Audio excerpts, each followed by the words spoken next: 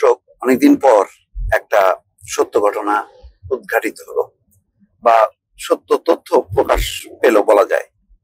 সেটা হচ্ছে ছাত্র আন্দোলন দমাতে হেলিকপ্টার থেকে সাউন্ড গ্রেনেড এবং টিয়ার সেল নিক্ষেপ করা হয়েছিল। গুলি ছোড়া হয়নি। র্যাব বলছে যে গুলি ছোড়া হয়নি, তবে টিয়ার সেল এবং সাউন্ড গ্রেনেড নিক্ষেপ করা হয়েছিল। আর শেখ হাসিনা কি বলছিল মনে আছে?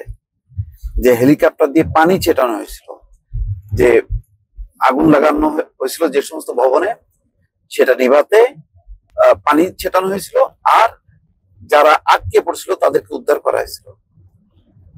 অথচ যারা সেদিন মানে ছাদে উঠে বা জানালা দিয়ে যারা শুট করেছিল, ব্যক্তিগত যার যার হাতে মোবাইল ছিল, কেউ কিন্তু দেখেনি যে পানি ছেটানো হয়েছিল এবং সাধারণ মানুষকে উদ্ধার করা হয়েছিল।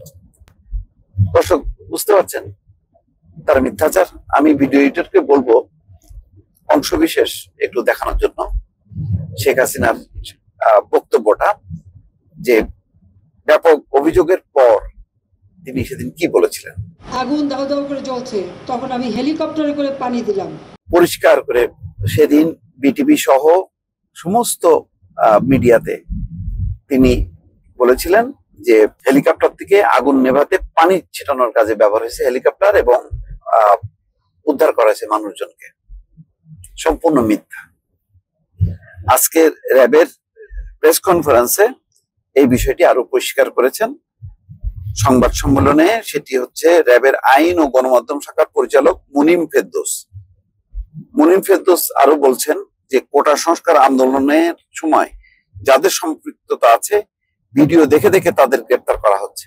অর্থাৎ যারা ওই আন্দোলনের উপরে যারা অস্ত্র চালিয়েছে, বিভিন্ন আগ্নেয়াস্ত্র নিয়ে যারা ঝাঁপিয়ে পড়েছিল, তাদেরকে চিহ্নিত করা হচ্ছে। এছাড়া আরো 30 থেকে 40 জনকে শনাক্ত করে গ্রেপ্তারের চেষ্টা চলছে। ইতিমধ্যে বেশ কয়েকজনকে গ্রেপ্তার করা হয়েছে। যারা হেলমেট পরা অবস্থায় হামলায় অংশ নিয়েছিল তাদেরও শনাক্ত করা হচ্ছে। বলাই হচ্ছিল যে হেলমেট বাহিনী, হেলমেট লীগ, ছাত্রলীগ, যুবলীগের অনেকেই হেলমেট পরে ঢাকা বিশ্ববিদ্যালয় সহ বিভিন্ন জায়গায় তারা হামলায় অংশ নেয় এবং হামলায় অংশ নেওয়ার জন্য তারা পথচারীদের হেলমেট পর্যন্ত কেড়ে নিয়ে তারা নিজেদের মাথায় সেই হেলমেট পরেছিল। এ সময় র্যাব হেলিকপ্টার থেকে গুলি ছুড়েছে কিনা এই প্রশ্নের জবাবে র্যাবের মুখপাত্র বলেন, গুলি নয়, হেলিকপ্টার থেকে শুধু টিয়ার সেল ও সাউন্ড গ্রেনেড নিক্ষেপ করা হয়েছে।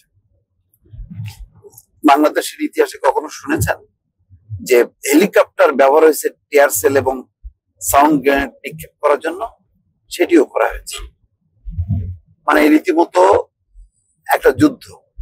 যেমন এখন আপনারা লেবানন বা গাজাতে দেখেন যে বিমান দিয়ে যেভাবে হামলা করে, এদের তো আসলে ওই বিমান নেই, থাকলে সেটাও করতো। তাও নাকি শোনা যায় যে 5ই আগস্ট যখন কি শেখ হাসিনা পালা যায়, তখন সে বিমান বাহিনীর প্রধানকে বলছে যে তোমাদের বিমান দিয়ে তোমরা হামলা করো। এই কথা নাকি বলছে। এটা সত্যতা পাওয়া যায়নি, কিন্তু বিভিন্ন সূত্র থেকে বলা হচ্ছে সেনাবাহিনীকে বলেছিল গুলি চালাতে ট্যাঙ্ক দিয়ে, আর বিমান বাহিনীকে বলা হয়েছিল যে বিমান দিয়ে গুলি করতে। তার মানে ঠিক ওই গাজা আর লেবাননে যে ইসরায়েল যে পরিস্থিতি তৈরি করছে, শেখ হাসিনা তেমনটাই নির্দেশ দিয়েছিল বাহিনীকে, সশস্ত্র বাহিনী সেটি প্রত্যাখ্যান করে এবং প্রত্যাখ্যান করার কারণে আর ক্ষমতা ধরে রাখতে পারেনি। ইতিমধ্যে পুলিশ কলাপস করছে, কারণ লক্ষ লক্ষ মানুষ যখন বের হয়ে গেছে তখন পুলিশও ভয় পেয়ে গেছে। কিন্তু তার আগে 19-22 তারিখে দিকে যে হেলিকপ্টারের যে চিত্রগুলো মানুষ ধারণ করেছে, সেখানে কিন্তু ওই যে টিয়ার সেল, সাউন্ড গ্রেনেড নিক্ষেপ করা হয়েছে এবং বেশ কয়েকজন শিশু কিন্তু মারা গেছে। তখন বলা হচ্ছিল যে হেলিকপ্টার থেকে গুলি করা হয়েছে। আজকে র্যাব যেটা বলছে যে সাউন্ড গ্রেনেড এবং টিয়ার সেল। তো আসলে এটাই চূড়ান্ত কিনা, এটা নিয়ে একটা তদন্ত হওয়া উচিত। তাহলে মারা গেল কি করে? শিশুরা মারা গেল কি করে? তারা ছাদে খেলছিল, এরকম 5-7 জন শিশু মারা গেছে। জানালা ধরে বহুতল বিল্ডিং এর জানালা দিয়ে তারা দেখছিল, সেখানে তারা গুলি খেয়ে মারা গেল। কিভাবে সম্ভব? নিচ থেকে গুলি কি এত উপরে ওঠে? নাকি উপর থেকে ওই হেলিকপ্টার থেকে ছোড়া হয়েছিল। এই বিষয়ে পূর্ণাঙ্গ তদন্ত হওয়া উচিত, তদন্ত কমিশন হওয়া উচিত। দুর্ভাগ্যজনক ভাবে অন্তর্বর্তী সরকার খুব ধীরে ধীরে এই কাজগুলি করছে। এগুলি তো বের করার কোনো ব্যাপার না, এতদিন লাগার কথা না। আজকে অনেকদিন পর অন্তত একটা জিনিস জানা গেল, টিয়ার সেল এবং সাউন্ড গ্রেনেড নিক্ষেপের কথা।